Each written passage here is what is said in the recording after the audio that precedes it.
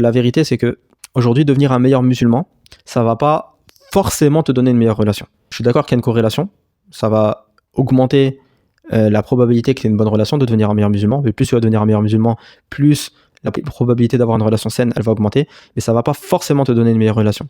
La preuve, dans notre histoire, on a des cas de compagnons, de personnes très pieuses qui n'avaient pas forcément une bonne relation, qui ont même divorcé. Je vais te donner un exemple. Il y a l'exemple de Zayd ibn al-Haritha, qui est le fils adoptif du prophète alayhi salatu wassalam, qui l'a élevé dans son propre foyer et qui était parmi les meilleurs des compagnons, et qui s'est marié avec Zaynab, radiyallahu anhuma, qui était la femme du prophète alayhi salatu wassalam.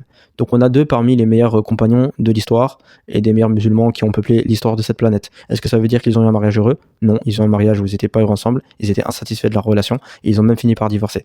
C'est un premier exemple. L'autre exemple que je peux donner, c'est Zubayr ibn al-Awwam, qui est un des 10 compagnons promis au paradis, radiyallahu anhu, et qui était marié avec Asma bint Abi Bakr, qui était la fille de Abu Bakr, radiyallahu anhuma. Et voilà, donc on a deux des meilleurs compagnons également. Et est-ce qu'ils étaient heureux dans leur mariage? Mais ils ont fini par divorcer à la fin de leur vie. Donc on voit qu'on peut parfois être des très bons croyants et pas forcément avoir une bonne relation, une relation en tout cas satisfaisante derrière.